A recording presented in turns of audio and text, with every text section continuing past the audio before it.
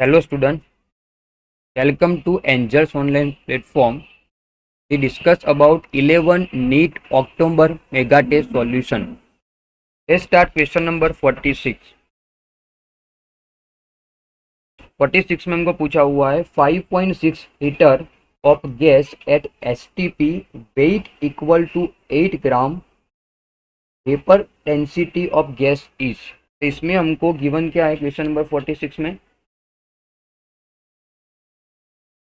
46 में STP के हिसाब से इसमें वॉल्यूम है 5.6 लीटर।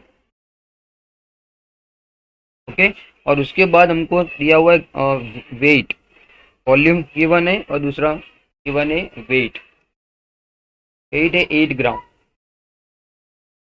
राइट। और इसमें हमको पूछा है पीडी। तो पीडी को फाइंड आउट करने के लिए हमारे पास मॉलिक्यूलर मास होना चाहिए। मॉलिक्यूलर मास फाइंड आउट करने के लिए पहले हम लोग मोल फाइंड आउट करेंगे। ओके, मोल का फॉर्मूला इसमें होगा mole is equal to given mass by molecular mass, और कंडीशन एसटीपी है तो उसके हिसाब से फॉर्मूला आएगा वॉल्यूम ऑफ गैस, नीचे आएगा 22.4, वॉल्यूम आएगा लीटर में। तो इसमें उसके हिसाब से वैल्यू इसमें पुट करेंगे तो गिवन मास की वैल्यू है 8 ग्राम, मॉलिक्यूलर मास इसमें हमको फाइंड आउट करना है, वॉल्यूम इसमें हमको दिया है 5.6 लीटर, नीचे आएगा 22.4 लीटर। तो इसमें हमको फाइंड आउट करना है मॉलिक्यूलर मास। तो मॉलिक्यूलर मास का आंसर होगा इसमें 32 ग्राम। क्लियर? मॉलिक्यूलर मास इसमें आ गया। Find out vapour density. Molecular mass का फॉर्मूला होगा 2 मल्टीप्लाई बाय वेपर डेंसिटी। तो find out PD, vapour density को फाइंड आउट करने के लिए molecular mass by 2, molecular mass इसमें आया 32 बाई 2, तो आंसर होगा 16 ग्राम। ये आपकी वेपर डेंसिटी आ गई, तो उसके हिसाब से आंसर होगा हमारा 16, ऑप्शन बी। क्लियर? और क्वेश्चन नंबर 47 में a person add 1.71 gram of sugar और उसका फॉर्मूला है C12H22O11 और the number of the carbon atom find out from sugar। Question number 47, इसमें हमको शुगर का गिवन मास दिया हुआ है। गिवन मास है 1.71 ग्राम। शुगर का फॉर्मूला है C12H22O11, तो शुगर का मॉलिक्यूलर मास होगा 342 ग्राम। ओके, और इसमें हमको पूछा है कि number of the carbon atom, right, mass हमको गिवन है। इसमें हमको number of carbon atom, atom का नंबर को बोलेंगे कैपिटल एन, और कार्बन का एटम इसमें हमको फाइंड आउट करना है। दैट मीन्स कि find out number of carbon atom NC। Okay, तो मोल की फॉर्मूला है mole is equal to, first formula इसमें आएगा W/M। W को बोलेंगे मास, M को बोलेंगे मॉलिक्यूलर मास, और मोल का थर्ड फॉर्मूला है कैपिटल N/Na। N को बोलेंगे नंबर ऑफ एटम और Na को बोलेंगे एवोगैड्रो कांस्टेंट। तो इसमें हमको number of carbon atom find out करना है, तो इसके लिए N को सब्जेक्ट बनाएंगे तो फॉर्मूला आएगा given mass by molecular mass multiply bye Na, और इसमें नंबर ऑफ कार्बन एटम को इसके साथ मल्टीप्लाई करेंगे तो शुगर में नंबर ऑफ कार्बन एटम हो गया 12, इसमें मल्टीप्लाई आएगी इसमें 12, और सब इसमें वैल्यू पुट करेंगे तो गिवन मास की वैल्यू है 1.71 ग्राम। मॉलिक्यूलर मास होगा शुगर का 342, और Na की वैल्यू होगी Avogadro constant 6.022 multiply by 10⁻23 multiply by number of carbon atom in sugar वो हो गया 12, राइट। 1 मिनट, तो इसमें आंसर होगा कैलकुलेशन के बाद 3.6 मल्टीप्लाई बाय 10⁻12, सॉरी 22, इसमें हमारा आंसर होगा ए। क्लियर। हमने इसमें मोल की formula 1 given mass by molecular mass and third formula number of atom bye Avogadro constant उसको अप्लाई किया और उसमें नंबर ऑफ कार्बन के साथ उसको मल्टीप्लाई किया। तो शुगर में नंबर ऑफ कार्बन हो गया 12, तो आंसर होगा हमारा 3.6 multiply by 10^22 answer A. Clear. आओ क्वेश्चन नंबर 48 में ये metal nitride M3N2 contain 28% of hydrogen and the atomic mass of metal is. एक मेटल नाइट्राइड हमको गिवन है जिसमें उसका फॉर्मूला है M3N2 और उसमें 28% नाइट्रोजन है। क्वेश्चन नंबर 48, मेटल नाइट्राइड का फॉर्मूला इसमें M3N2, इसमें हाइड्रोजन का परसेंटेज है 28%। क्लियर। और इसमें हमको पूछा है atomic mass of metal, metal का एटॉमिक मास इसमें हमको फाइंड आउट करना है। Atomic mass of metal.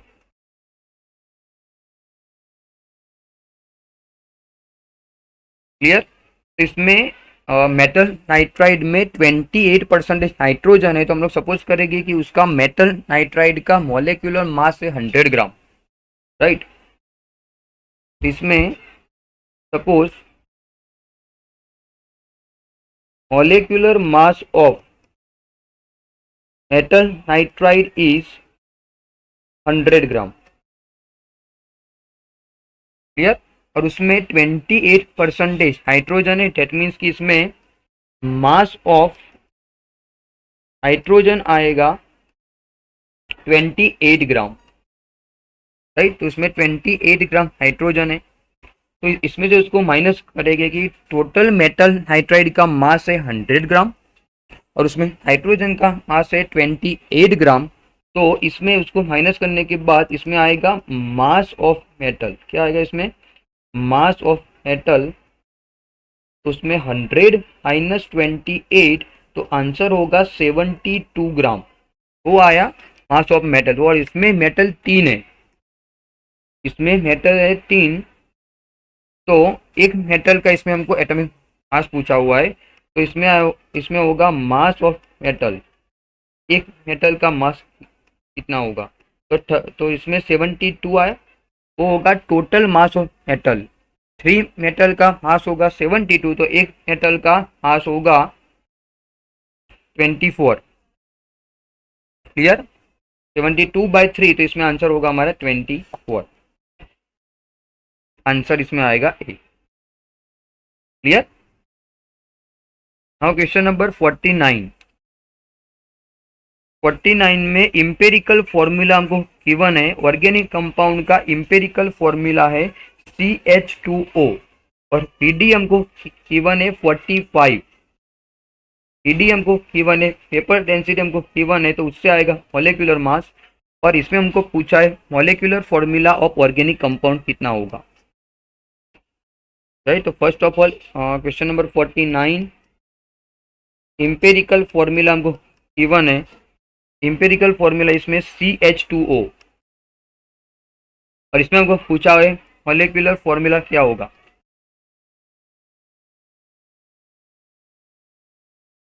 Right.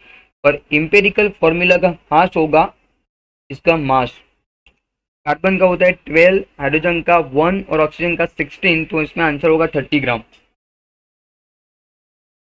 30 gram as a empirical formula mass. Clear. और इसमें हमको गिवन है पेपर डेंसिटी, तो इससे आएगा molecular mass. Molecular mass is equal to 2 multiply PD. PD की वैल्यू इसमें है 45। राइट। पेपर डेंसिटी इसमें 45।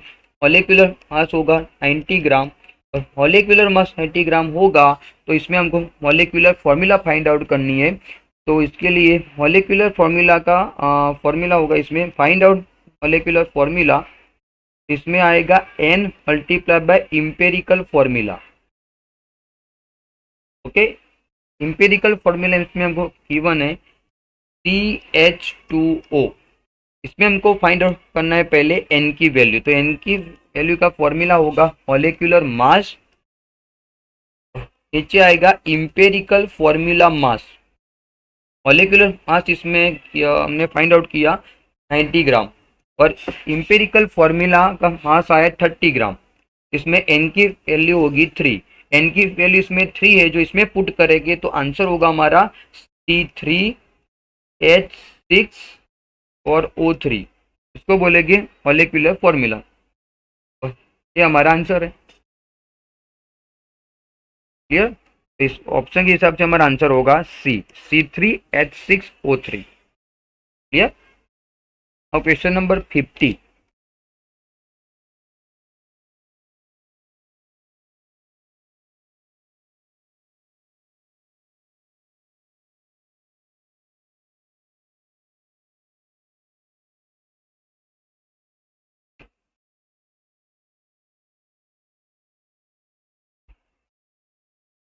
क्लियर? अब क्वेश्चन नंबर 50 में हमको concentration of glucose in blood is 0.9 ग्राम पर लीटर। इसमें हमको ग्लूकोज का कंसंट्रेशन गिवन है और पूछा है हमको what will be the polarity of glucose. Polarity इसमें हमको फाइंड आउट करनी है। राइट, तो क्वेश्चन नंबर 50 में फॉर्मूला है C6H12O6, फॉर्मूला ऑफ ग्लूकोज। इसका मॉलिक्यूलर मास होगा 180 gram. Molecular mass of glucose is 180 gram per mole. Clear? और इसमें हमको पूछा है मोलारिटी। तो मोलारिटी का फॉर्मूला होगा number of mole of solute और नीचे होगा volume of solution in litre. Right, और इसमें वॉल्यूम लीटर में ही है क्योंकि कंसंट्रेशन की वैल्यू गिवन है हमको 0.9 ग्राम पर लीटर। यार, और मोल को एक्सपांड करेंगे तो मोल की फॉर्मूला होगी mass by molecular mass into volume. Mass हमको गिवन है इसमें 0.9 ग्राम और इसका मॉलिक्यूलर मास होगा 180 ग्राम। वॉल्यूम है इसमें 1 लीटर, तो इसको कैलकुलेशन के बाद आंसर होगा इसमें 0.005 मोलर। ऑप्शन के हिसाब से हमारा आंसर होगा सी। क्लियर?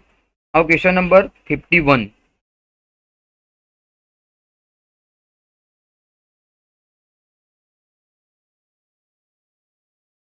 में 10 gram of hydrogen and 64 gram of oxygen are filled in steel vessel. Hydrogen और ऑक्सीजन का मास हमको गिवन है और इसमें हमको पूछा है volume of gaseous product after the complete of reaction.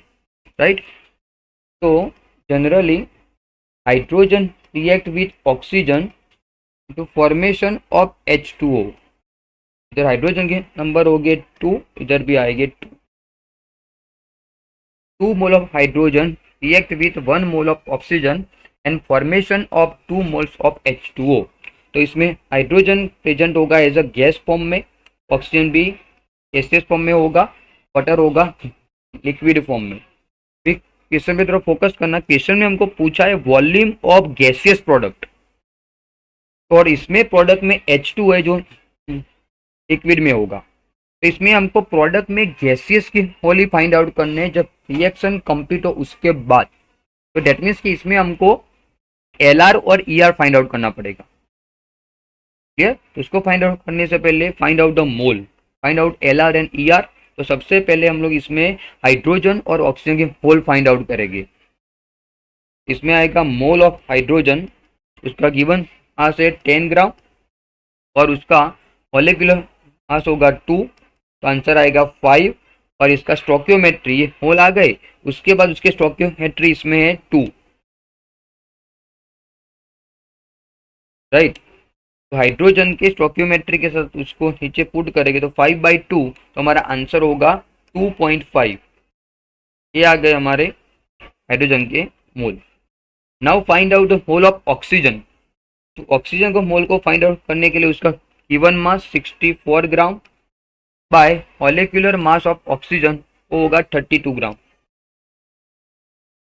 Right. तो इसमें होल आएगी ऑक्सीजन के 2 मोल ऑफ ऑक्सीजन, और इसमें ऑक्सीजन की आगे स्टोइकियोमेट्री है 1, सॉरी, ऑक्सीजन का स्टोइकियोमेट्री आगे है 1, इसमें 2/1, इसमें ऑक्सीजन होल आएंगे 2। दैट मीन्स कि इसमें Lr होगा हमारा ऑक्सीजन, तो इसके मोल 2 है, इसको बोलेंगे Lr, और इसमें हाइड्रोजन के होल आए तो इसको बोलेंगे Er, इसके मोल ज़्यादा, राइट। तो हमारा Lr। तो जब रिएक्शन कंप्लीट होगी उसके बाद कितना ऑक्सीजन रिमेनिंग होगा वो इसमें हमको फाइंड आउट करना है। क्लियर। इसमें चेक करो कि एक ऑक्सीजन के मोल के साथ 2 हाइड्रोजन के मोल रिएक्ट कर रहे हैं, राइट। एक ऑक्सीजन के साथ 2 हाइड्रोजन के मोल रिएक्ट कर रहे हैं तो कितना ऑक्सीजन बाकी होगा, एक ही बाकी होगा, राइट। इसमें भी ऐसा लिखा है कि इसमें ऑक्सीजन के मोल है 2 और इसके मोल है 2.5, राइट।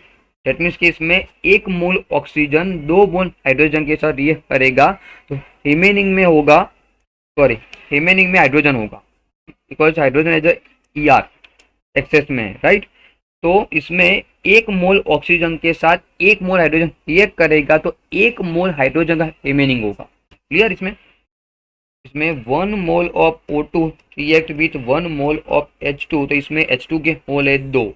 दैट मीन्स कि 1 मोल हाइड्रोजन अनरिएक्टेड होगा तो उसका वॉल्यूम कितना होगा, उसका वॉल्यूम एसटीपी के हिसाब से आएगा 22.4 लीटर। तो हमारा आंसर होगा डी। क्लियर।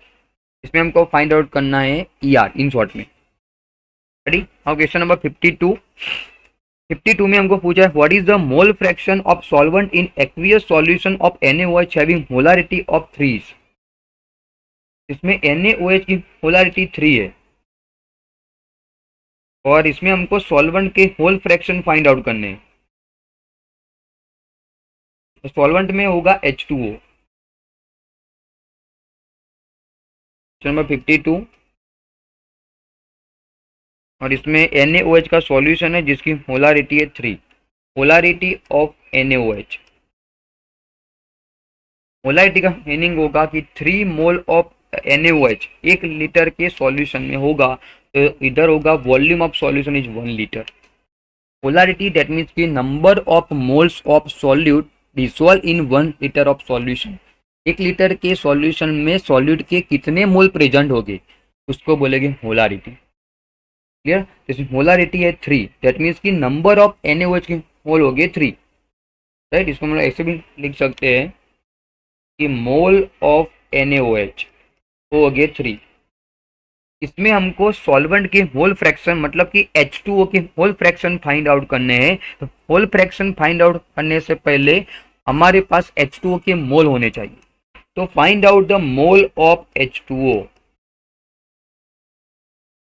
यार इसमें मोल में आएंगे, फर्स्ट ऑफ ऑल मास आएगा, इसमें आएगा मास ऑफ H2O, नीचे आएगा मोलिकुलर मास ऑफ H2O।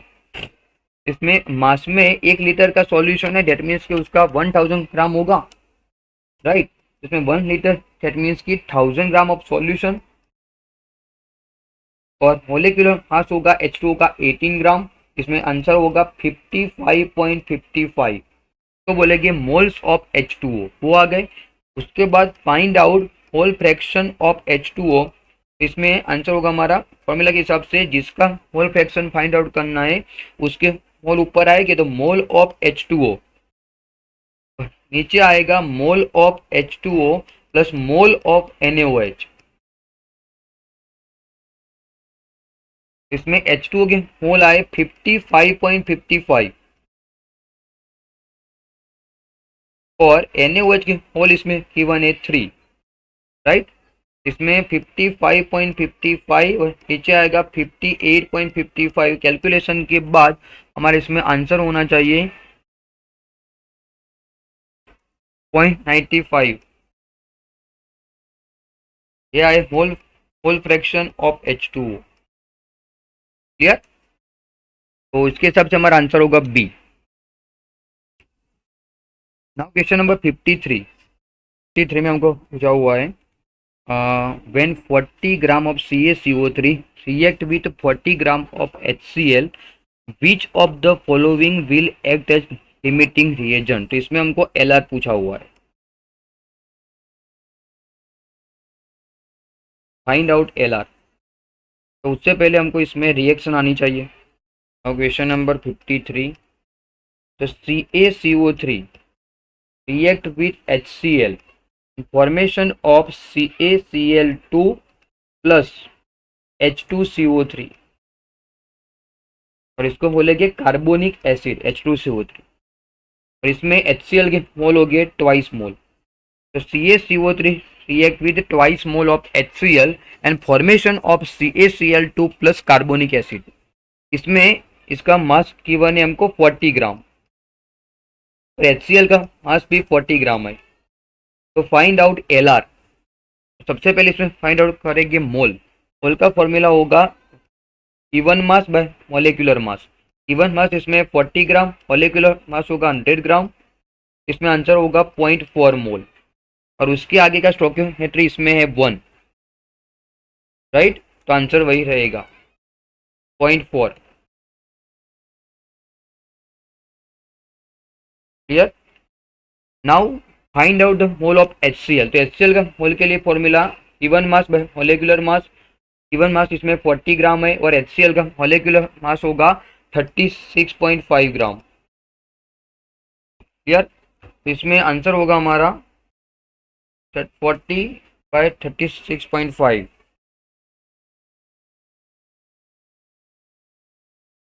में आंसर होगा 1.09, और उसका स्टोइकियोमेट्री आगे इसमें है 2। तो इसमें बाई 2, इसमें आंसर होगा अप्रोक्सली आंसर होगा 0.5, राइट। इसकी CaCO3 की वैल्यू इसमें आई 0.4 और HCl की वैल्यू है 0.5। डेट मीन्स की CaCO3 एज अ LR। हमारा आंसर होगा CaCO3। भाई इस क्वेश्चन में हमको पूछा है, तो आंसर होगा A CaCO3। Now question number 54। तो 54 में हमको पूछा हुआ है 1.520 ग्राम of metal hydroxide is react with 0.995 gram of metal oxide, then find out the equivalent mass of metal। तो इसमें हमको मेटल का equivalent mass हमको फाइंड आउट करना है।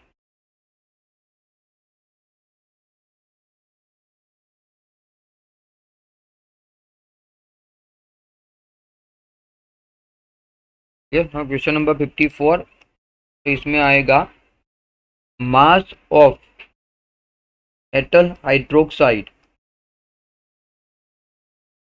नीचे आएगा मास ऑफ मेटल ऑक्साइड, और इधर आएगा equivalent weight of metal hydroxide, नीचे आएगा equivalent weight of metal oxide. Clear. तो इसमें मेटल हाइड्रोक्साइड का मास है 1.520 ग्राम, और मेटल ऑक्साइड का मास है 0.995 ग्राम,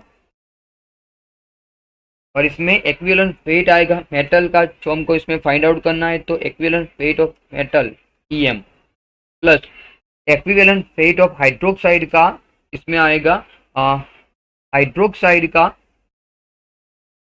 मॉलिक्यूलर मास होगा 17 ग्राम, राइट। तो इधर आएगा 17 बाय, नीचे होगा हाइड्रोक्साइड का एन फैक्टर। तो हाइड्रोक्साइड का एन फैक्टर इसमें आएगा 1, क्योंकि हाइड्रोक्साइड का चार्ज होगा -1। कैटायन और एनायन में एन फैक्टर को फाइंड आउट करने के लिए उसका चार्ज चेक करेंगे। तो OH में हाइड्रोक्साइड का चार्ज होगा -1, इसमें एन फैक्टर की वैल्यू होगी 1। नीचे equivalent weight of metal EM जो हमको फाइंड आउट करना है, प्लस मास ऑफ ऑक्सीजन। तो ऑक्सीजन का मास होगा 16 gram by N factor of oxide. तो एन फैक्टर इसमें आएगा 2, राइट। इसमें आंसर होगा 17, इसमें होगा 8। उसको कैलकुलेशन के बाद स्टेप बाय स्टेप इसमें कैलकुलेशन करेंगे। तो इसमें आएगा इसको मल्टीप्लाई करेंगे इधर क्रॉस मल्टीप्लिकेशन में EM प्लस 8 और ब्रैकेट में होगा 1.520 इज इक्वल टू, इधर ये क्रॉस करेंगे, क्रॉस मल्टीप्लीकेशन के बाद इधर आएगा EM प्लस 17 और ब्रैकेट में होगा 0.995। तो सॉल्व करेंगे तो इधर से आएगा इक्विवेलेंट मास ऑफ मेटल, जो आई थिंक होगा 9 ग्राम। ठीक, आंसर होगा हमारा डी, 9 ग्राम। ठीक है, अब क्वेश्चन नंबर 55।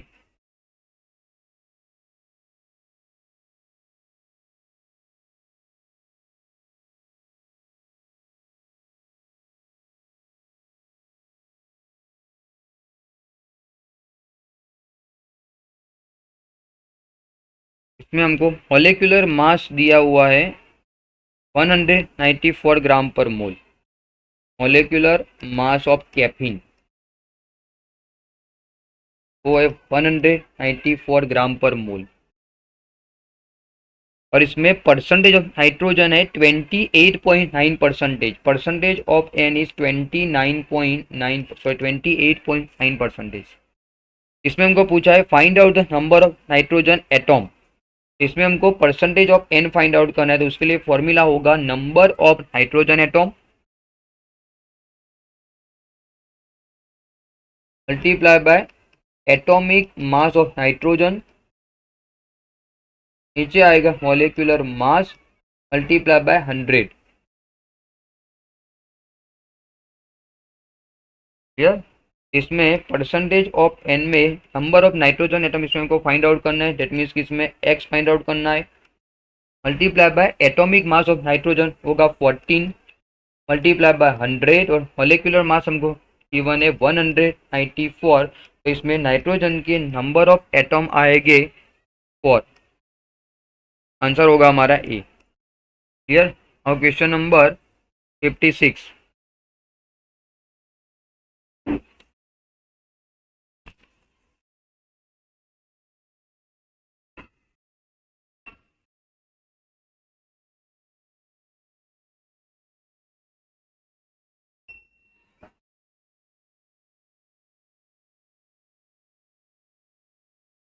इसमें KClO3 है, उसको 80% प्योर है और उसमें 48 ग्राम ऑफ ऑक्सीजन है।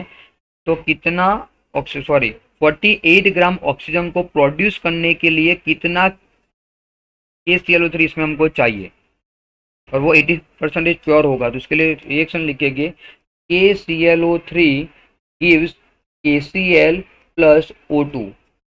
बैलेंस करने के बाद फॉर्मूला आएगा हमारा, इधर होगा 2, इधर भी होगा 2 और इधर होगा 3। दैट मीन्स कि 3 mole of oxygen can produce 2 moles of KClO3, right. और इसमें हमको ऑक्सीजन के मास गिवन है 48 ग्राम।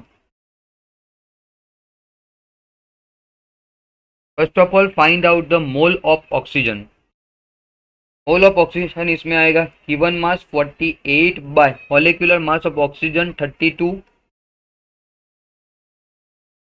राइट। इसमें मोल आएगी ऑक्सीजन के 3/2, ये आए मोल ऑफ ऑक्सीजन। क्लियर, अभी इसमें कैसे लिख सकते हैं हम लोग कि 3 moles of oxygen can produce by 2 moles of KClO3, right. 3 moles of O2 is produced from 2 moles of KClO3. So 3/2 moles of oxygen can produce how much moles of KClO3? तो इसमें आएंगे moles of KClO3, लिख सकते हैं short में NKClO3।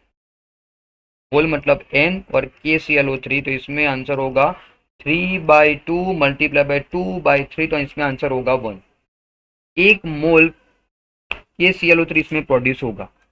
इसमें इसका molecular मास पूछा हुआ है, राइट। और इसकी प्योरिटी है 80%, उसको भी इसमें हमको ध्यान में लेना है, राइट। तो इसमें 80% प्योर है, तो इसके लिए हम लोग कितना मॉलिक्यूलर मास इसमें हमको चाहिए। First of all molecular mass of KClO3, उसका आंसर होगा 122.5 ग्राम, राइट। तो 80 गिव्स से 100, इसमें 122.5 ग्राम कितना प्रोड्यूस करेगा? इसमें आएगा मॉलिक्यूलर सॉरी इसमें 100 मल्टीप्लाई बाय 122.5 बाय 80, तो आंसर आएगा इसमें 153.12 ग्राम। इतना ग्राम KClO3 चाहिए ऑक्सीजन को प्रोड्यूस करने के लिए। क्लियर? तो हमारा आंसर होगा बी। और क्वेश्चन नंबर 57, तो इसमें हमको NaCl का सॉल्यूशन है और उसका मास हमको गिवन है, इसमें सिर्फ मोलारिटी हमको फाइंड आउट करनी है। तो मोलारिटी का फॉर्मूला होगा मोल बाय वॉल्यूम, और वॉल्यूम लीटर में होना चाहिए।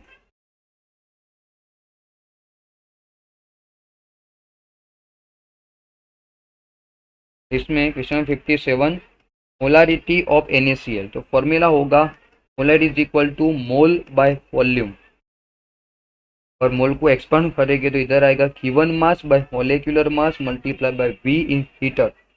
ml में होगा, उसको 1000 के साथ मल्टीप्लाई करेगी। में गिवन मास है 5.85 ग्राम, मोलिकुलर मास होगा NaCl का सोडियम का 23 और Cl का 35.5, तो आंसर होगा 58.5 मल्टीप्लाई बाय वॉल्यूम, इसमें 500 ml मल्टीप्लाई बाय 1000, इसमें मोलारिटी आएगी 0.2 मोलर। आंसर होगा हमारा बी। क्लियर? अब क्वेश्चन नंबर 58, और इधर जो क्वेश्चन थे वो मोल कंसेप्ट के थे, अभी बॉन्डिंग के क्वेश्चन स्टार्ट होंगे। तो बॉन्डिंग में फर्स्ट क्वेश्चन पूछा हमको एमओडी थ्योरी में से कि which of the following species is paramagnetic. तो according to the MOT theory, इसमें N2 में इलेक्ट्रॉन आएगी 14 इलेक्ट्रॉन, N2 प्लस 2 में इलेक्ट्रॉन आएंगे 12 इलेक्ट्रॉन, H2 में आएंगे 2 इलेक्ट्रॉन, और O2 में आएंगे 16 इलेक्ट्रॉन। तो एमओटी के थियरी के हिसाब से O2 में 16 इलेक्ट्रॉन है, और एमओटी के डायग्राम के हिसाब से वो होगा पैरामैग्नेटिक। तो हमारा आंसर होगा C. Now question number 59, least ionic compound कौन सा है? सबसे कम आयोनिक कंपाउंड कौन सा होगा? तो फजन सूत्र के हिसाब से larger the size of cation and smaller the size of anion, वो होगा ionic, right. Larger the size of cation and smaller the size of anion, वो होगा हमारा ionic compound.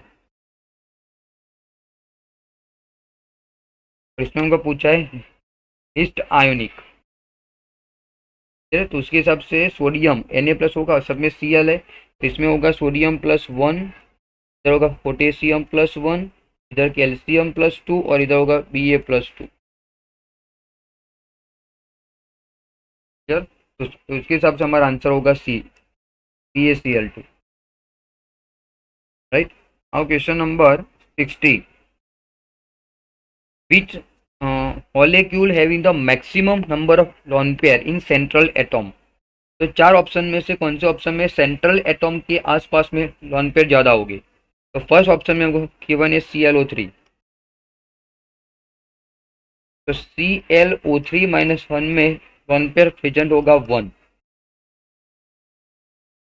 According to the Bhappier theory. उसके बाद HCF4 में lone pair हो गए 2, SF4 में लोन पेयर हो गए 1, और I3-1 में लोन पेयर हो गए 3। इसमें I3-1 में लोन पेयर ज्यादा है, तो हमारा आंसर होगा डी, I3-1।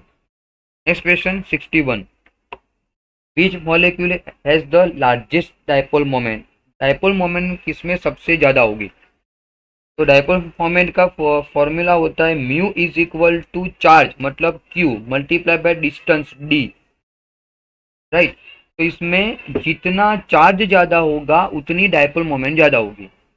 एंड चार्ज मतलब Q is directly proportional to electronegativity. Electronegativity जितनी ज्यादा होगी उतना चार्ज ज्यादा होगा, और जितना चार्ज ज्यादा होगा उतनी डायपोल मोमेंट ज्यादा होगी, राइट। इसमें H F H C L H B R और एच आई में अप टू डाउन जाएंगे तो साइज इंक्रीज होगी और इलेक्ट्रोनेगेटिविटी डिक्रीज होगी। तो सबसे ज्यादा इलेक्ट्रोनेगेटिविटी फ्लोरीन में होगी, तो इसमें चार्ज भी ज्यादा होगा, तो इसमें डायपोल मोमेंट की वैल्यू भी ज्यादा आएगी, क्योंकि इलेक्ट्रोनेगेटिविटी में फ्लोरीन की सबसे ज्यादा होती है, फिर क्लोरीन, फिर ब्रोमीन और फिर आयोडीन होती है। ये हमारा आंसर होगा डी। नेक्स्ट क्वेश्चन 62 में हमको पूछा correct order of increasing order of C bond O bond length. तो कार्बन बॉन्ड ऑक्सीजन में किसका बॉन्ड लेंथ सबसे ज्यादा होगा उसका ऑर्डर इसमें हमको पूछा हुआ है। और ऑप्शन में है CO मतलब कार्बन मोनोऑक्साइड, दूसरा है CO2 कार्बन डाइऑक्साइड, और थर्ड है कार्बोनेट CO3-2। तो किसमें बॉन्ड लेंथ सबसे ज्यादा होगी। तो फर्स्ट इसमें आएगा CO, में कार्बन और ऑक्सीजन के बीच में ट्रिपल बॉन्ड होगा, और ट्रिपल बॉन्ड होगा तो उसमें बॉन्ड स्ट्रेंथ ज्यादा होगी, तो बॉन्ड लेंथ उसमें सबसे कम होगी। तो CO सबसे लास्ट में आएगा। Option A and B are wrong, हाँ ऑप्शन सी एंड डी उसमें चेक करते हैं। उसके बाद बचेगा CO2, तो CO2 में ऑक्सीजन और कार्बन के बीच में द्विबंध आएगा, और कार्बोनेट होगा तो उसमें इधर कार्बन डबल बॉन्ड ऑक्सीजन, इधर होगा ऑक्सीजन माइनस, और इधर भी होगा ऑक्सीजन माइनस। कार्बोनेट में रेजोनेंस आएगा, और इसमें सिंगल बॉन्ड भी है, तो इसमें बॉन्ड लेंथ ज्यादा होगी।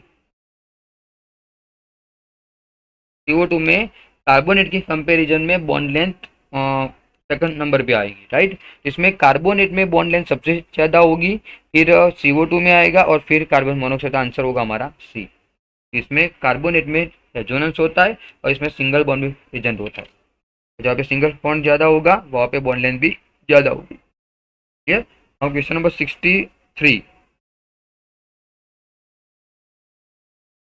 63 में हमको एक कॉलम में दिया हुआ है मॉलिक्यूलर, उसका फॉर्मूला दिया हुआ है, और सेकंड पे उसका हाइब्रिडाइजेशन और उसका शेप दिया हुआ है। ओके, तो XeF2 है, और XeF2 में according to the VSEPR theory XeF2 में हाइब्रिडाइजेशन होगा sp3d, और शेप आएगा जियोमेट्री इसमें आएगी लीनियर। तो ए मैच करेगा ऑप्शन नंबर स्मॉल डी के साथ। और सेकंड ऑप्शन में गिवन है N3-1, उसको बोलेंगे एजाइड। एजाइड होगा तो उसमें हाइब्रिडाइजेशन आएगा sp, और sp आएगा तो उसकी जियोमेट्री आएगी linear. Second is match with C option. उसके बाद फॉस्फोरस Cl6-1, इसमें 6 Cl है तो जियोमेट्री आएगी ऑक्टाहेड्रल, और हाइब्रिडाइजेशन आएगा sp3d2। और लास्ट ऑप्शन ICl2+1, तो इसमें हाइब्रिडाइजेशन होगा sp3 और शेप आएगा बेंड शेप। तो इसके लिए according to KCPR theory find out EP। तो EP का फॉर्मूला होगा number of valence electron plus number of monoatomic, और इधर प्लस और माइनस चार्ज बाई 2, राइट। तो उसके हिसाब से हम लोग इसमें फाइंड आउट करेंगे EP, और उसके बाद shape and hybridisation find out करेंगे। क्लियर। अब तो उसके हिसाब से हमारा आंसर होगा 63 में फर्स्ट में आएगा D। ऑप्शन एक ही है, सॉरी तो ऑप्शन इसमें ऐसे है, तो फर्स्ट में C, सेकंड में C, आंसर होगा D। क्लियर। अब क्वेश्चन नंबर 64। तो 64 में हमको among the following species identify the isostructural pair। इसमें हमको 5 मॉलिक्यूल गिवन है, और पूछा है कि इसमें आइसोस्ट्रक्चर मतलब सेम स्ट्रक्चर आएगा, राइट।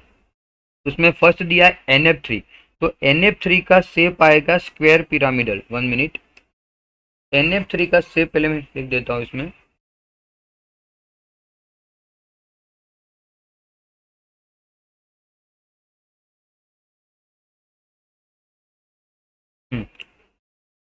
NF3 का इसमें आएगा ऑप्शन ए के हिसाब से ट्राइगोनल पिरामिडल, और दूसरा है NO3-1 हाइड्रेट आयन का शेप होगा ट्राइगोनल प्लेनर। वो तो ऑप्शन इसमें आएगा नहीं। ऑप्शन बी NF3, उसका तो मैं पहले बोल दिया, इसमें होगा ट्राइगोनल पिरामिडल। और दूसरा दिया हुआ हमको NS3, उसको बोलेंगे अजाइड। एजाइड का स्ट्रक्चर आएगा लीनियर, वो भी इसमें आएगा नहीं, अलग अलग उसके शेप है। थर्ड ऑप्शन में दिया है NF3, उसका दिया है ट्राइगोनल पिरामिडल। S3O प्लस का भी सेम होगा ट्राइगोनल पिरामिडल, तो ये वाली मैच हो रही है। और उसके बाद हो रहा है NO3-1, NO3 माइनस नाइट्रेट का जियोमेट्री आएगा, शेप आएगा इसमें nitrate trigonal planar, trigonal planar होगा। और उसके बाद BF3, उसका भी शेप होगा ट्राइगोनल प्लेनर। तो वो दोनों कॉलम मैच हो रहे हैं, मतलब दोनों जो मॉलिक्यूल है उसमें दोनों का फॉर्मूला सेम है, तो उसको बोलेंगे आइसोस्ट्रक्चरल पेयर। तो हमारा आंसर होगा सी। क्लियर। और क्वेश्चन नंबर 65। 65 में पूछा है करेक्ट ऑर्डर। तो फर्स्ट में हमको गिवन है कोवेलेंट कैरेक्टर, तो इसमें आएगा according to the Fajans rule smaller the size of cation larger the size of anion is the more covalent. Fajans rule के हिसाब से इसमें अप्लाई करेंगे तो इसमें सोडियम का चार्ज होगा +1, मैग्नीशियम का होगा +2 और एल्यूमिनियम का होगा +3। जितना चार्ज ज़्यादा उतना कैटायन की साइज कम, तो उतना मॉलिक्यूल ऐसा होगा कोवेलेंट। तो first option is right. Second option में उसका उल्टा पूछा है आयोनिक कैरेक्टर, तो उसमें उसका उल्टा कर देंगे तो वो भी राइट है। और उसके बाद पूछा है LiCl और NaCl एज, और उसमें पूछा है कोवेलेंट कैरेक्टर, तो इसमें Li+ और Na+ है। तो इसमें Li+ का साइज छोटा होता है, तो उसमें वो कैरेक्टर ज़्यादा होगा। मतलब सारे ऑप्शन राइट है, तो उसके हिसाब से हमारा आंसर होगा डी। में अप्लाई करेंगे फजान्स rule. Clear. Now question number 66। Which of the following molecule will have polar bond, किसमें पोलर बॉन्ड होगा और जिसमें जीरो डाइपोल मोमेंट होगी। दोनों कैरेक्टर साथ में पूछा है, जिसमें फर्स्ट है ऑक्सीजन, तो ऑक्सीजन होगा नॉन पोलर होगा, डायटोमिक है, दोनों एटम सेम है, तो वो होगा नॉन पोलर, तो वो तो हमारा ऑप्शन आएगा नहीं। सेकंड इज CH Cl3, तो CH Cl3 also as a non polar, right, तो वो भी ऑप्शन आएगा नहीं। नेक्स्ट ऑप्शन CF4, इसमें CF4 है और CF4 होगा, तो CF4 में क्वेश्चन नंबर 66 CF4 क्या फ्लोइन हो गए, तो उसमें डाइपोल मोमेंट की वैल्यू आएगी 0। ये सामने सामने कैंसिल हो जाएगा डाइपोल मोमेंट, तो डाइपोल मोमेंट इसमें आएगी 0। और हाँ, C बॉन्ड F है, वो होगा पोलर बॉन्ड होगा, इसमें फ्लोरीन की इलेक्ट्रोनेगेटिविटी कार्बन से ज़्यादा होगी, तो वो बॉन्ड होगा हमारा पोलर। तो दैट मीन्स कि CF4 is polar as well as 0 dipole moment, तो हमारा आंसर होगा C. Clear. Now question number 67। C2H2 is isostructural with, C2H2 का स्ट्रक्चर किसके साथ मैच हो रहा है। तो इसमें C2H2 को बोलेंगे अल्काइन है, इथाइन है, और इथाइन का स्ट्रक्चर होगा लीनियर।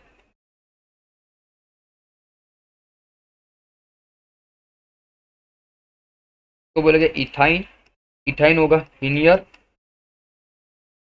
तो फर्स्ट फॉर्मूला H2O2, तो H2O2 का स्ट्रक्चर होगा O बॉन्ड O, इधर होगा H और इधर, उसको बोलेंगे ओपन बुक स्ट्रक्चर। इसमें ऑप्शन तो आएगा नहीं। सेकंड दिया NO2, वो होगा उसका शेप होगा बेंड शेप होगा, वो भी आएगा नहीं। SnCl2 भी नहीं आएगा, उसका भी शेप होगा bend shape. Option D CO2, CO2 का शेप होगा लीनियर, राइट, तो हमारा आंसर होगा डी CO2, बिकॉज CO2 का और इथाइन का शेप सेम होगा linear. Now question number 68। Which of the following sentence is correct for hydronium ion H3O+ ion. तो हाइड्रोनियम का सबसे पहले हम लोग शेप ड्रॉ करेंगे, तो शेप उसमें आएगा ट्राइगोनल पिरामिडल, क्योंकि इसका हाइब्रिडाइजेशन होगा sp3।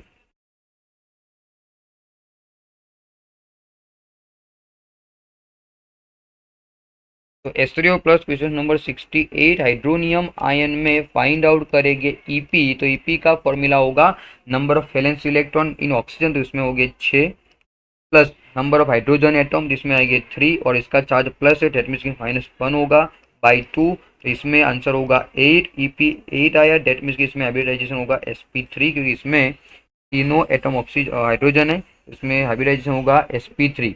sp3 आया हाइब्रिडाइजेशन, तो उसका शेप इसमें हाइड्रोजन 3 है, बॉन्ड पेयर इसमें हो गए 3 और बॉन्ड पेयर इसमें होगा 1, तो शेप उसका आएगा ट्राइगोनल पिरामिडल।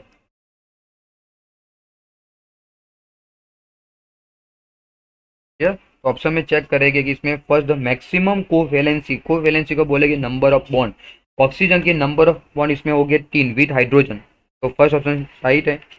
सेकंड, तो ऑक्सीजन एटॉम का हाइब्रिडाइजेशन होगा sp3, वो भी हमने निकाल दिया, वो भी राइट है। शेप होगा उसका ट्राइगोनल पिरामिडल, वो भी राइट है, मतलब तीनों ऑप्शन राइट है, तो हमारा आंसर होगा D, all are correct. Clear. जाओ क्वेश्चन नंबर 69, NH2-1, तो उसमें भी सेम कंसेप्ट करेंगे, फाइंड आउट ईपी, उसके बाद bond pair, lone pair and according to the DST-PR theory, इसमें हमको शेप के साथ मैच करना है।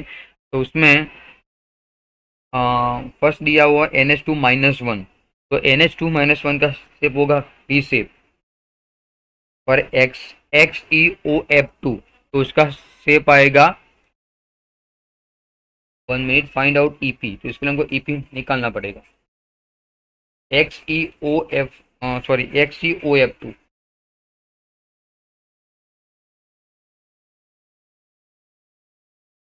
XeOF2 में फाइंड आउट ईपी, तो ईपी में आएगा वैलेंस इलेक्ट्रॉन टोटल इसमें आएंगे 6 प्लस फ्लोरीन 2 बाई 2, तो इसमें आंसर होगा 4, और इसमें 4 होगा तो वन पे इसमें हो गए 1 पेयर हो गए इसमें 2, और इधर 1 पेयर हो गए 3, तो शेप ऐसा आएगा, तो बोलेंगे टी शेप। तो NH2-1 और XeOF2 का शेप हम लोग जानते हो गए, तो उसके हिसाब से आंसर आ जाएगा, आंसर होगा हमारा बी, इसके हिसाब से आंसर आ ही जाएगा, क्योंकि फर्स्ट में बी में दिया QNR, ऐसे कोई दूसरा ऑप्शन ही नहीं है, आंसर आ जाएगा हमारा बी। क्लियर। अब क्वेश्चन नंबर 70 में एसर्शन में dipole moment of NH3 less than NH3, right.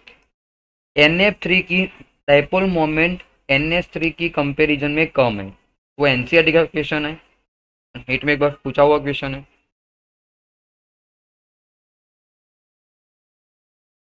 Question number 70, इधर होगा NF3 और इधर होगा NH3, हाइड्रोजन के ऊपर 1 पेयर होगा, 1 पेयर इलेक्ट्रॉन को अपनी ओर खींचेगा, राइट, और फ्लोरीन इलेक्ट्रॉन को अपनी ओर खींचेंगे, क्योंकि नाइट्रोजन एंड फ्लोरीन की कंपैरिजन में फ्लोरीन की इलेक्ट्रोनेगेटिविटी ज़्यादा होगी। क्लियर। और इधर हाइड्रोजन की इलेक्ट्रोनेगेटिविटी ज़्यादा होगी, तो हाइड्रोजन इलेक्ट्रॉन को अपनी ओर खींचेगा, और दूसरा 1 पेयर भी इलेक्ट्रॉन को अपनी ओर खींचेगा, तो इसमें इलेक्ट्रॉन की जो दिशा होगी वो सेम है, और इसमें अपोजिट हो रही है, इसमें एक ऊपर और एक नीचे, तो इसमें एक ऊपर नीचे वाले कैंसिल हो जाएगी, तो डेट मीन्स कि इसमें NH3 में इलेक्ट्रॉन का अट्रैक्शन एक साइड ही है, तो इसमें डाइपोल मोमेंट की वैल्यू NH3 में ज़्यादा होगी, राइट। इसमें वही दिया हुआ कि NF3 में डाइपोल मोमेंट की वैल्यू NH3 की कंपेरिजन में कम होगी, तो first NH will be right. Second में polarity of NF bond is than NH1, वो गलत होगा, क्योंकि इसमें फ्लोरीन की इलेक्ट्रोनेगेटिविटी नाइट्रोजन से ज़्यादा है, राइट, तो पोलर होगा। NH बॉन्ड भी वो भी होगा, बॉन्ड पोलर होगा, बट फ्लोरीन की इलेक्ट्रोनेगेटिविटी ज़्यादा है, तो उसका बॉन्ड ज़्यादा पोलर होगा, तो पोलैरिटी में फ्लोरीन ज़्यादा होगा और डाइपोल मोमेंट में NH2 ज़्यादा होगा, तो second sentence will be wrong. तो उसके हिसाब से हमारा आंसर होगा C, because assertion is the right and reason will be incorrect. Answer होगा हमारा C. Clear? Question number 71। Okay, इधर से स्टार्ट होगा GOC, जनरल ऑर्गेनिक केमिस्ट्री। 71 में हमको पूछा है विच of the following correct IUPAC name. IUPAC name किसका राइट है, और इसमें हमको फॉर्मूला नहीं दिया हो, डायरेक्ट नाम दिए हुए। तो 71 में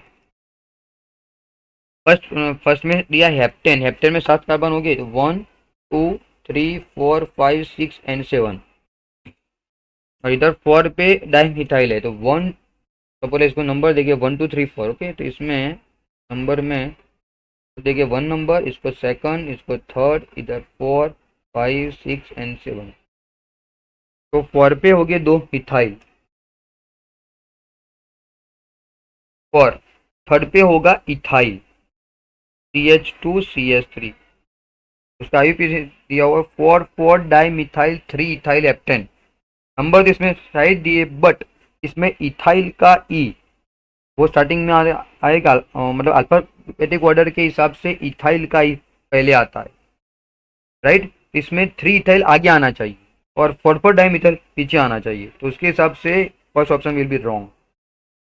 सेकंड ऑप्शन में दिया 5 इथाइल, वो तो पॉसिबल ही नहीं है, 5 नंबर कभी उसको देंगे ही नहीं। सब्स्टिट्यूटेड ग्रुप जहाँ पर होगा उसको कम से कम नंबर उसमें आना चाहिए, वो भी गलत है। इसमें दिया 20, 20 में आएगा नहीं, क्योंकि मिथाइल है तो इसमें आना चाहिए डाई, तो वो भी रॉन्ग है। लास्ट ऑप्शन में हमको दिया है 3 इथाइल, तो वो हमारा राइट आंसर हो सकता है, क्योंकि इसमें हेप्टेन है और उसके साथ 3 इथाइल है, तो इथाइल को इसमें फर्स्ट प्रायोरिटी दे रखी है। तो 3 इथाइल 4 डाई मिथाइल हेप्टेन, तो हमारा राइट आंसर होगा डी, क्योंकि इसमें हमको इथाइल और इथाइल के बीच में अल्फाबेटिक ऑर्डर को भी चेक करना होगा। रेडी? Now question number 72। तो उसमें हमको फॉर्मूला दिया हुआ है और उसका हमको सिर्फ IUPAC निकालना है। 72 इसमें स्ट्रक्चर में आएगा CH3 CH2, सॉरी इधर होगा CH, फिर इधर CH और इधर है CH3, और इधर ग्रुप है इथाइल, तो इथाइल को हम लोग एक्सपांड करेंगे, तो इधर होगा CH2 CH3, इधर भी होगा CH2 CH3। इनको नंबर देने में लॉन्गेस्ट चेन चॉइस करना है, राइट। तो लॉन्गेस्ट चेन के हिसाब से इधर देखिए 1 नंबर, इधर से भी दे सकते हैं 1 2 3 4 5 एंड 6। 6 कार्बन आ गए, मतलब इसमें हेक्सेन होगा, तो ऑप्शन ए में पेंटेन है वो तो रॉन्ग हो जाएगा। ऑप्शन सी और डी, इधर होगा ऑप्शन सी और इधर होगा डी। इसमें दिया है ब्यूटेन, ब्यूटेन वो भी गलत होगा, एक ही ऑप्शन है हेक्सेन वाला, तो इसमें भी साइड है 3 4 dimethyl, third and fourth position पे मिथाइल है, तो 3 4 डाइमिथाइल हेक्सेन, तो हमारा आंसर होगा B. Clear? Now question number 73। तो 73 में हमको पूछा है give the stability order of carbocation. तो कार्बोकैटायन का स्टेबिलिटी का ऑर्डर हमको लेना है। तो इसमें थियरी के हिसाब से आपको पता होगा कि कार्बोकैटायन की स्टेबिलिटी में सबसे ज़्यादा स्टेबिलिटी किसकी होती है? बेंजोइलिक कार्बोकैटायन, राइट। तो पहले वो ऑर्डर में लिख देता हूँ। इसमें stability of carbocation, question number 73, उसमें आएगा सबसे पहले स्टेबिलिटी होगी बेंजोइलिक कार्बोकैटायन की। बेंजोइलिक का मतलब होगा बेंजीन के ऊपर इधर होगा CH2, तो उस पर प्लस चार्ज होगा, तो उसकी स्टेबिलिटी सबसे ज़्यादा होगी। फिर दूसरा उसके बाद होगा एलाइलिक, उसके बाद 30, उसके बाद सेकेंडरी, फिर प्राइमरी, लास्ट में आएगा CH3+। ये ऑर्डर आपको आना चाहिए। स्टेबिलिटी ऑफ कार्बोकैटायन में सबसे ज़्यादा स्टेबिलिटी बेंजोइलिक की होती है, उसके बाद एलाइलिक, फिर 30, फिर सेकेंडरी, फिर प्राइमरी और CH3+, राइट। तो उसके हिसाब से इसमें आंसर हो जाएगा, क्योंकि इसमें थर्ड में दिया हुआ है बेंजोइलिक कार्बोकैटायन, राइट। तो ये थर्ड वाला ऑप्शन पहले आना चाहिए, option A C and B are wrong. Now focus on option A and D. Option D में और ए में सबसे पहले आ रहा है बेंजोइलिक, तो वो तो हमारा राइट होगा। उसके बाद इसमें जो फर्स्ट वाला ऐसा है वो है हमारा एल लीक, और एल की स्टेबिलिटी बेंजाइलिक के बाद आएगी। राइट, तो मतलब कि फर्स्ट वाला हुआ एल लीक, और सेकंड वाला जो हमारा हुआ वो सेकंड वो होगा 1-0 होगा, और थर्ड वाला बेंजाइलिक होगा, तो उसके हिसाब से आंसर होगा हमारा थर्ड पहले आएगा फिर आएगा 1, तो आंसर होगा हमारा D, third 1 and 2, benzylic, allylic, और उसके बाद होगा प्राइमरी। अब question number 74, which of the following is a nucleophile. Nucleophile कौन होगा? न्यूक्लियोफाइल के लिए कंडीशन है कि जिसके पास लोन पेयर है या फिर जिसके पास नेगेटिव चार्ज है वो होगा हमारा न्यूक्लियोफाइल, वो होगा इलेक्ट्रॉन रिच। इसमें ऑक्सीजन सॉरी H2O आएगा, H2O में ऑक्सीजन के पास 2 लोन पेयर होगी, सो उसको बोलेंगे न्यूक्लियोफाइल। उसके बाद H plus and BSO as a electrophile, और CCl4 होगा वो इलेक्ट्रॉन, वो इसमें इलेक्ट्रॉन 8 ही होगी। उसके अलावा इसके पास लोन पेयर नहीं होगा, नेगेटिव चार्ज भी नहीं होगा, तो हमारा आंसर होगा H2O as a nucleophile. Clear. अब क्वेश्चन नंबर 75, 75 में भी पूछा है arrange the stability of carbocation, उसमें सेम ऑप्शन है, मतलब सेम क्वेश्चन है, क्वेश्चन अलग है लेकिन कंसेप्ट तो सेम ही होगा इसमें। तो इसमें हमको पूछा है कार्बोकैटायन की स्टेबिलिटी, तो सबसे ज़्यादा स्टेबिलिटी किसकी होगी? तो इसमें 3-0 कार्बोकैटायन की स्टेबिलिटी सबसे ज़्यादा आएगी। ये रहा आपका 3-0 कार्बोकैटायन, राइट। तो फर्स्ट आंसर होगा हमारा बी, तो option A will be wrong. अभी option B, C and D में सबसे ज़्यादा आ रहा है बी, राइट। उसके बाद इसमें दिया हुआ है सेकंड कौन सा आना चाहिए, तो इसमें भी सेकेंडरी है और इसमें भी सेकेंडरी है, राइट। इधर भी सेकेंडरी है और इधर होगा 3-0 होगा, ये कार्बोकेटायन ऐसा होगा 3-0 होगा। तो उसके बाद हमारा आंसर आना चाहिए ए, ये कार्बोकेटायन भी 3-0 होगा, राइट। इसमें सबसे पहले आएगा बी, उसके बाद होगा ए, राइट। इसमें 3-0 कार्बोकेटायन है इधर, और CH3, और इधर होगा C+CH3 ट्वाइस, और इधर CH2 से, और इधर इथाइल ग्रुप है, राइट। तो उसके बाद आंसर होना चाहिए हमारा ए। उसके बाद आना चाहिए सी, बिकॉज इसमें सेकेंडरी कार्बोकेटायन है, तो 3-0 के बाद होगा सेकेंडरी। उसके बाद इधर है CH3 CH2, तो ये भी होगा प्राइमरी, और इधर ओनली CH3 है तो वो लास्ट में आएगा। हमारा राइट आंसर होगा बी। तो जो कंसेप्ट है वो मैंने आपको आगे आगे समझा दिया, स्टेबिलिटी ऑफ कार्बोकेटायन का। ओके, नाउ क्वेश्चन नंबर 31, 31 में हमको पूछा है मोर बेसिक कंपाउंड, बेसिसिटी किसकी सबसे ज़्यादा होगी? बेसिसिटी में basicity directly proportional to, basicity is directly proportional to plus Rn plus I effect and inversely proportional to minus I and minus R effect. Okay, इसमें इथाइल है, इथाइल की effect आएगी plus आई, तो जितने इथाइल ज्यादा होंगे उतनी प्लस आई इफेक्ट ज्यादा होगी। ओके, तो इधर आएगा, इधर एन ही होगा, तो इधर होगा एन और इसके साथ 3 CH3 है, जितने CH3 ज्यादा होंगे उतनी उसकी प्लस आई इफेक्ट ज्यादा होगी। इसमें आएगी प्लस आई, इसमें आएगी प्लस आई, सब में प्लस आई इफेक्ट ज्यादा होगी। प्लस आई इफेक्ट जितनी ज्यादा उतना बेसिसिटी ज्यादा, उसके हिसाब से आंसर होगा हमारा बी। क्लियर। अब क्वेश्चन, नेक्स्ट क्वेश्चन, इसमें पूछा है 3-0 butyl carbocation is more stable as compare to secondary butyl carbocation, क्यों? तो फॉर्मूला हमको आना चाहिए। 3-0 का फॉर्मूला होगा, इधर होगा सी, इधर CH3 CH3 CH3 CH3, इधर होगा प्लस, उसको बोलेंगे ब्यूटाइल कार्बोकैटायन, ब्यूटाइल कार्बोकैटायन। और दूसरा दिया हमको सेकेंडरी ब्यूटाइल कार्बोकैटायन, उसका फॉर्मूला ऐसा होगा, इधर होगा CH3, इधर CH3, इधर होगा H और इधर होगा प्लस चार्ज। तो 3-0 कार्बोकैटायन और सेकेंडरी कार्बोकैटायन में 3-0 कार्बोकैटायन ज्यादा स्टेबल होगा, रीजन होगा इसमें। तो फर्स्ट में दिया हमको CH3 की प्लस आर इफेक्ट, वो आती ही नहीं है। CH3 only give plus I effect, not plus R effect, तो option A and B are wrong. Option D में भी रॉन्ग हो जाएगा क्योंकि CH3 का ओनली आता है plus I effect, CS3 Sovan only plus I effect, इसमें प्लस आई इफेक्ट ज्यादा होगी। और दूसरा भी इसमें कंसेप्ट आ सकता है hyper conjugation, number of alpha H जितना ज्यादा होगा उतना हाइपर कॉन्जुगेशन ज्यादा होगा, और जितना ज्यादा होगा वो उतना मॉलिक्यूल स्टेबल होगा। जिसमें कंसेप्ट आएगा हाइपर कॉन्जुगेशन कि जिसमें number of alpha hydrogen is increases, hyper conjugation will be also increases, और वो जितना ज्यादा होगा उतना उसकी स्टेबिलिटी ज्यादा होगी। क्लियर। और क्वेश्चन नंबर 78, 78 में हमको पूछा है the carbocation is the लेस्ट stable, ये सेकेंडरी होगा, तो सेकेंडरी होगा तो वो 30 के ज्यादा होगी। 30 कार्बोकेटाइन जो most stable is compare to secondary, तो उसके हिसाब से होगा आंसर हमारा सी। इसके अलावा फर्स्ट ऑप्शन में हमको दिया है प्राइमरी कार्बोकेटाइन, और इसमें तो कुछ है ही नहीं, सी प्लस ही है, और इसमें भी सेकेंडरी सॉरी प्राइमरी, मतलब सेकेंडरी कार्बोकेटाइन की स्टेबिलिटी 30 कार्बोकेटाइन की कंपैरिजन में कम होती है, तो इसमें वही हमको पूछा है stable as compare to 30 carbocation. Clear. Now question number 79, जो 79 उसमें कंसेप्ट के हिसाब से आंसर हो जाएगा। इसमें पूछा है इंडक्टिव इफेक्ट, इंडक्टिव इफेक्ट को बोलेंगे प्लस और minus I effect is shown by displacement of sigma electron, तो इसमें आंसर होगा हमारा सी।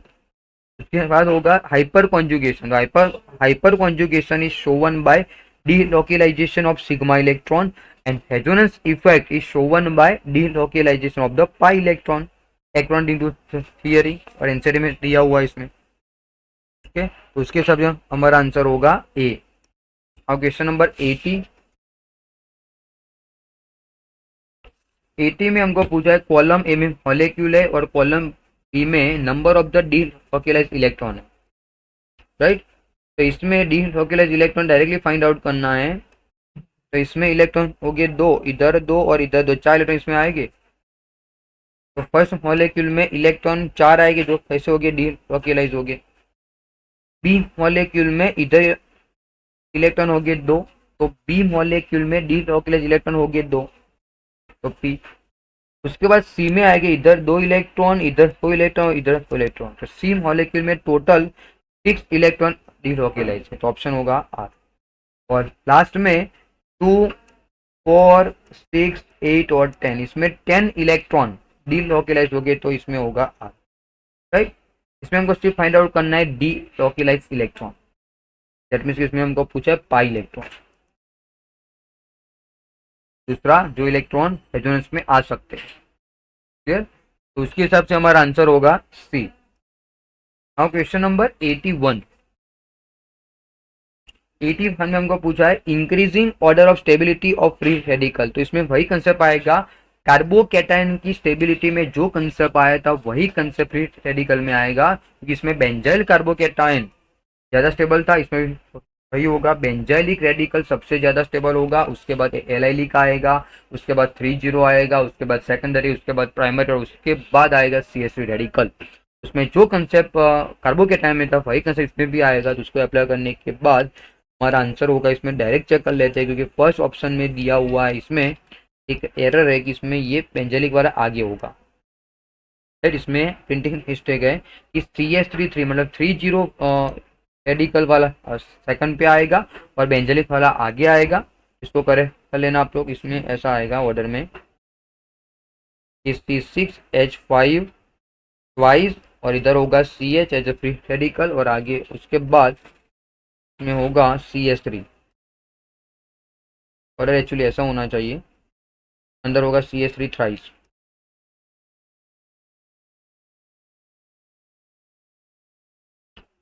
और उससे पहले आएगा C6H5 twice into CH free radical.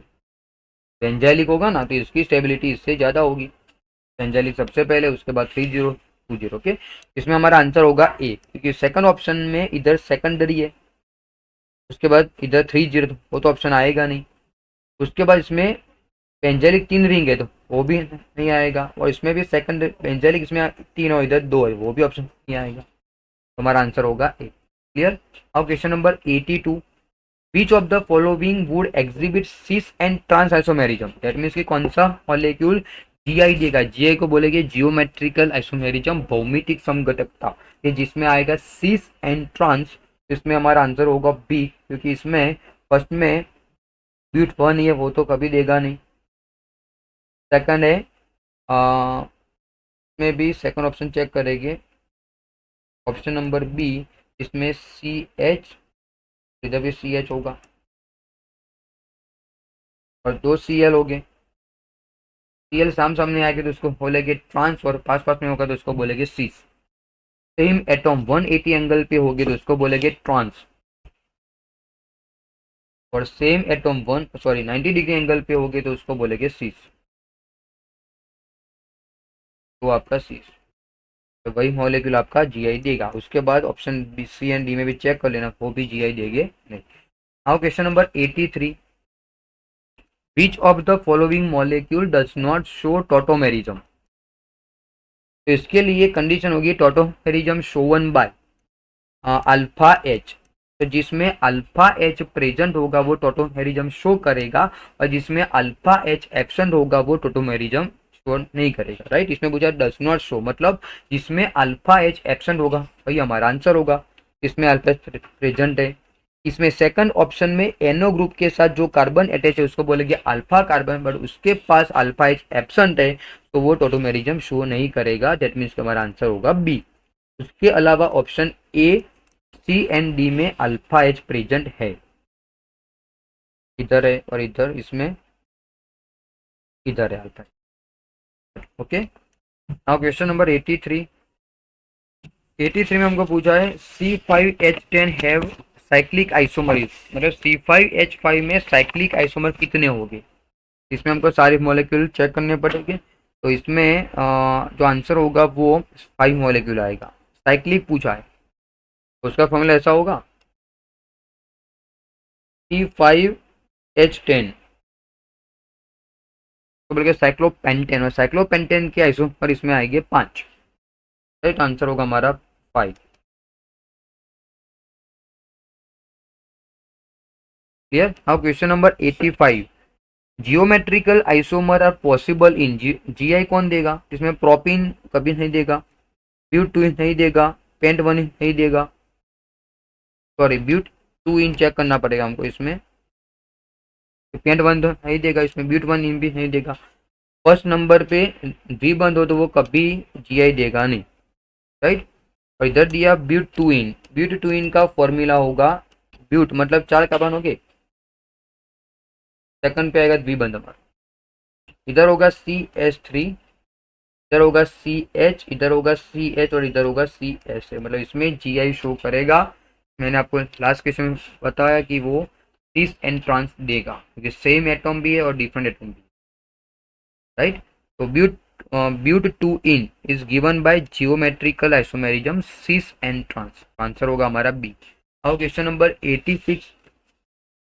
86 में एसेसन में है all the carbon atom in alkene are sp3 hybridisation, and reason में है all the carbon atom in alkenes are sp2। वो इनकरेक्ट है, क्योंकि अल्कीन में हाइब्रिडाइजेशन होगा sp2 और अल्केन में आएगा sp3 आएगा।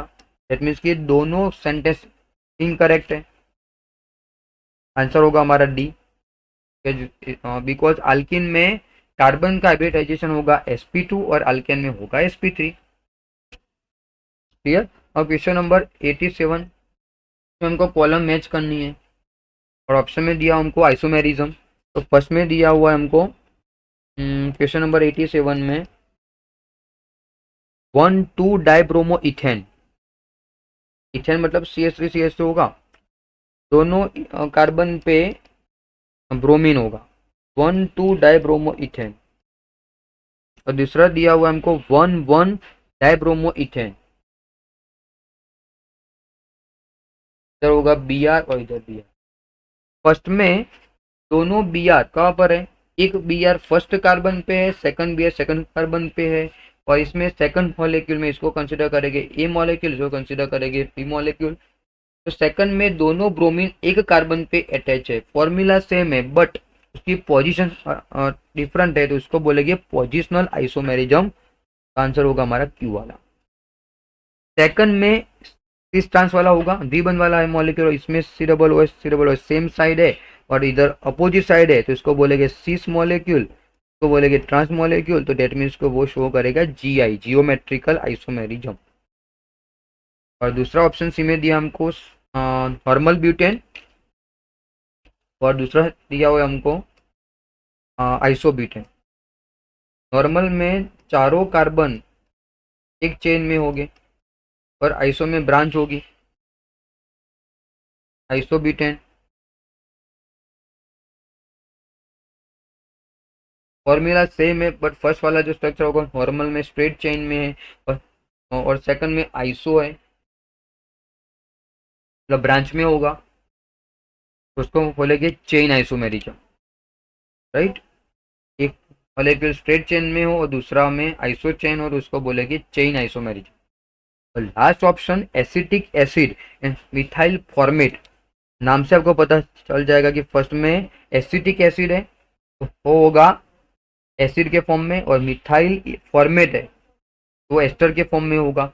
Acid and ester given by functional isomerism, right. उसका दोनों का फॉर्मूला सेम होगा और उसके फंक्शनल अलग अलग होंगे, फंक्शनल ग्रुप अलग अलग होंगे। एसिड में होगा कार्बोक्सिलिक ग्रुप और एस्टर में होगा C double O group, right. तो हमारा ऑप्शन उसके हिसाब से हमारा आंसर होगा बी। अब क्वेश्चन नंबर 88, और 88 में पूछा है कि इसमें हेजोनस सही आएगा, राइट। इसमें हेजोनेटिंग स्ट्रक्चर पॉसिबल नहीं है, तो इसमें फर्स्ट में पॉसिबल होगा यस, इसमें ये वाला मैंने इधर आ जाएगा तो इसमें पॉसिबल होगा। सेकंड में भी इस पर नेगेटिव चार्ज है उसमें भी पॉसिबल होगा, इसके इलेक्ट्रॉन इधर आएगा इसके इलेक्ट्रॉन इधर चले जाएंगे। थर्ड में चेक करेंगे तो इसमें नाइट्रोजन की वैलेंसी 5 है, nitrogen having 5 valency, that means कि वो अनस्टेबल होगा, और अनस्टेबल होगा तो वो रेजोनेंस कभी शो नहीं करेगा। हमारा आंसर होगा इसमें नाइट्रोजन की वैलेंसी 5 है तो पॉसिबल नहीं। क्लियर। हाँ, question number 89, which of the following is most stabilise by hyperconjugation. अति पर संयुग्मन हाइपर कॉन्जुगेशन के हिसाब से कौन सबसे ज्यादा स्टेबल होगा, तो जिसमें अल्फा एच ज्यादा होगे वो हाइपर कॉन्जुगेशन ज्यादा देगा, और जिसमें हाइपर कॉन्जुगेशन ज्यादा होगा तो उसमें उसकी स्टेबिलिटी ज्यादा होगी। तो फर्स्ट ऑप्शन में अल्फा एच इसमें आएंगे 3 अल्फा एच, सेकंड ऑप्शन में अल्फा एच आएंगे 2 अल्फा एच, थर्ड ऑप्शन में अल्फा एच आएंगे 1 अल्फा एच, और इसमें आएंगे 0 अल्फा एच। तो जिसमें number of alpha hydrogen is increases उसमें हाइपर कॉन्जुगेशन ज्यादा होगा, और जिसमें हाइपर कॉन्जुगेशन ज्यादा होगा वो ज्यादा स्टेबल होगा। आंसर होगा हमारा ए, टॉलिन। ये last question, which of the following is not planar molecule. कौन सा मॉलिक्यूल नॉन प्लेनर होगा, तो CO2 होगा, प्लेनर होगा, इसका सिर्फ ऐसा होगा लीनियर आएगा, CO2 लीनियर होगा। उसके बाद XeF4 वो भी स्क्वायर प्लेनर होगा, वो भी लीनियर होगा, सॉरी वो भी स्क्वायर प्लेनर होगा तो वो भी प्लेनर होगा। BeH2 वो भी लीनियर होगा, लीनियर होगा तो प्लेनर होगा। दैट मीन्स कि CO2, XeF4 and BeH2 all are planar. Question में हमको पूछा है non planar, not planar, right. तो इसमें ऑप्शन में एक ही बचा है SF6, तो SF6 का जियोमेट्री और शेप आएगा ऑक्टाहेड्रल, और ऑक्टाहेड्रल होगा तो वो होगा हमारा नॉन प्लेनर, राइट। इधर ड्रॉ करेंगे SF6 का शेप, वो आएगा ऑक्टाहेड्रल, और octahedral as a non planar, और आंसर होगा सी। क्लियर। ये आपका था नीट का सॉल्यूशन, अक्टूबर मेगा टेस्ट, और एग्जाम के लिए ऑल द बेस्ट।